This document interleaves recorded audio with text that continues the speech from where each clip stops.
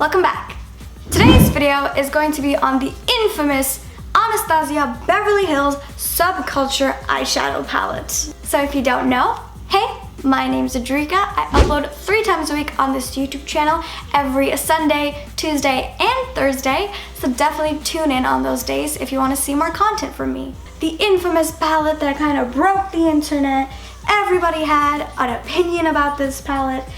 I snagged this little baby at TJ Maxx for about like $10 off. So this was around like $30-ish. That is amazing for an Anastasia palette, especially one that I've actually been eyeing for so long. So let's talk a little bit about the Subculture palette.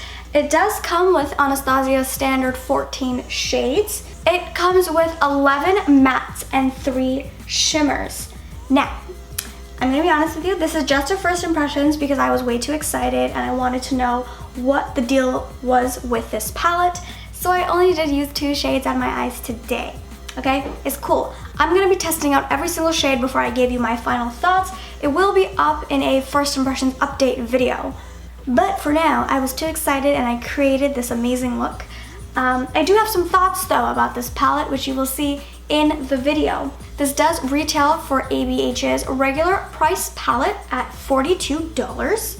I will be listing all of the grams and all of that probably right over here. But this is a cruelty-free product. The shelf life on this is 6 months.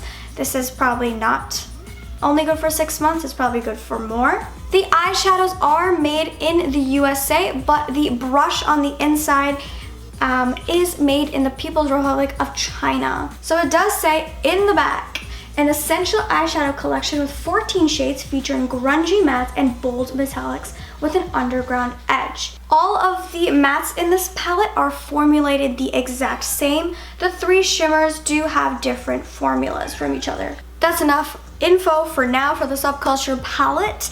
All the products talked about in this video and whatever else is on my face will be listed in the description box down below, so definitely check it out if you want any of the product links. If you like anything that you see here, please make sure to subscribe to this channel, like this video, and definitely don't forget to comment if you've tried this palette or not, because it's been a while and I would like to know. And please don't forget to hit the bell notification so you won't miss any of my uploads. So without further ado, if you want to see how the Anastasia Subculture palette applies and performs on the eye, then just keep on watching. Alright, so we are starting off with our eyes primed with the LA Girl Pro Primer. I don't really know what to expect. Should I set my eyelids? Should I not? I'm gonna set them, okay? Just because this is a very, very pigmented palette, as I've heard. I haven't even swatched them. I remember swatching it in store probably months ago now.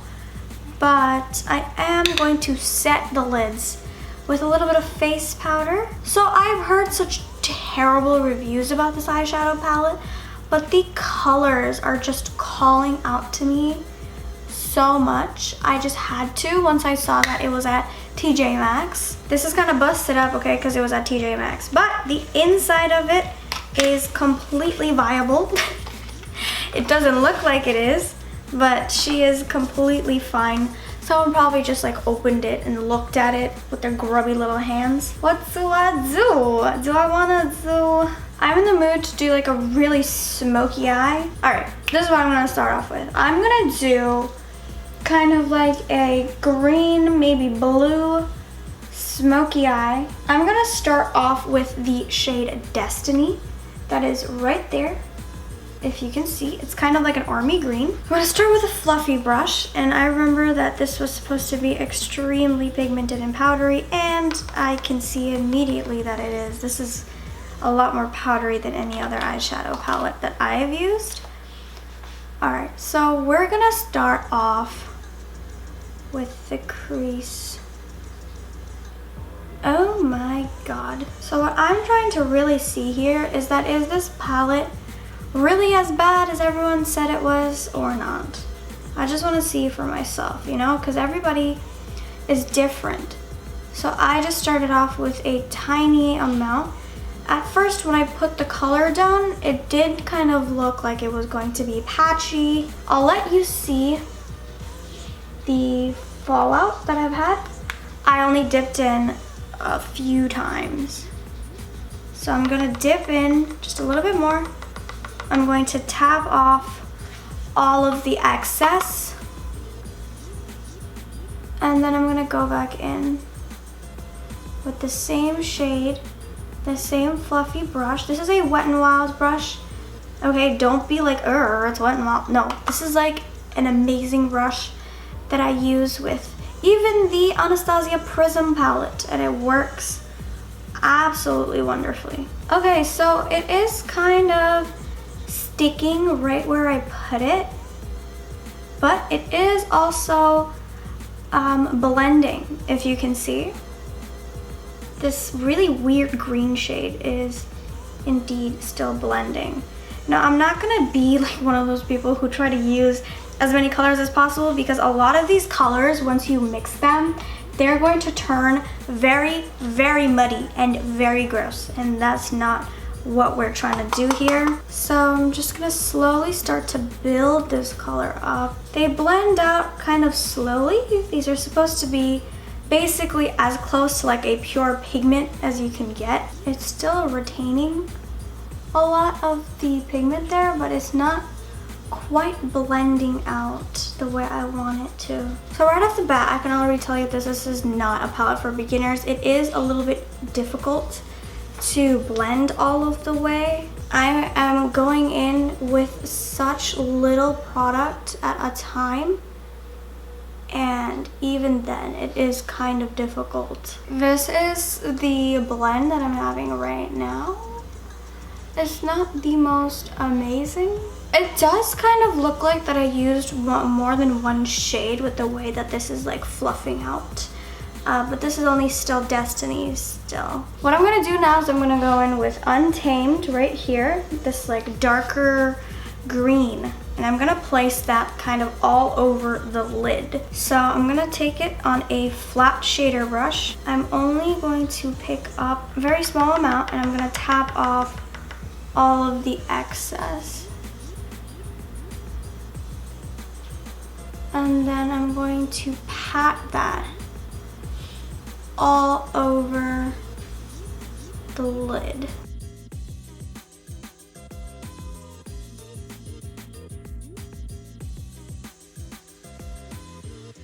This actually came off pretty blue. I didn't mean for it to do that, but it did. Wow, I love the shade of that. This is a color that I have been looking for so long.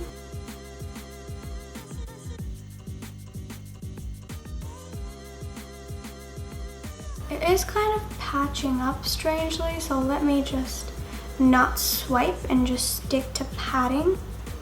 That seems to work out better. So I remember that people did have a bunch of oxidation issues. I don't seem to be having that right now. Seems to be going very smoothly, if, you know, with like minor complications. I'm going to pick up a bit of a Destiny again on the same brush. I'm going to try and like fluff out the edges here. I do want to make a quick note of the fact that I do not have any fallout on my face. If you're wondering, there is nothing. Yep, there's nothing on my cheek. So going back in with Destiny all around the edges, that is beautiful. Do you see the gradient, the blend? It is a little bit more difficult. I am not going to, you know, sugarcoat it, that it isn't quite a bit harder than like my other palettes or the other Anastasia palette I own. Even that one is easier to blend than this, but I'm not complaining about this pigment. I'm gonna go back in with Untamed and just re-intensify just near the lid, because a bit of it did get kind of like swept away almost. And now let's just go back over those edges, taking a little bit more of Destiny, tapping everything off and just very lightly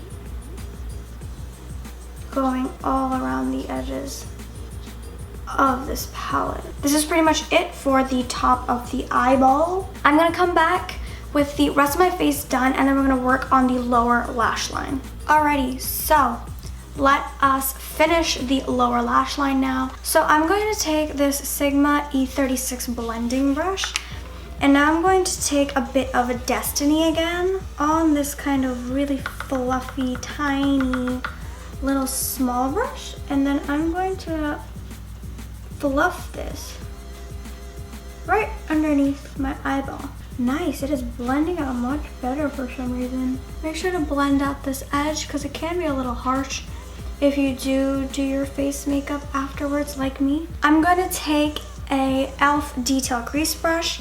I'm gonna go back in with the tiniest bit of Untamed.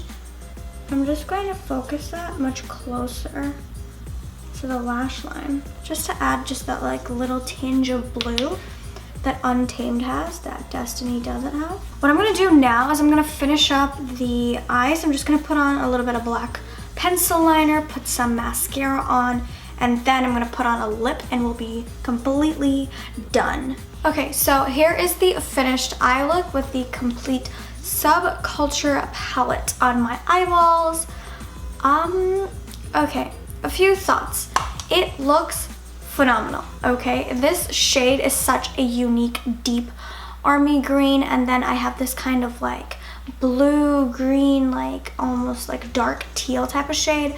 I love the way this look came out. I love every little bit of it. So my final thoughts on the actual Subculture palette right now is that I need to test out every single one of these shades before I can kind of gauge how much I recommend this or as such. But off of first impressions, this is not a palette for beginners.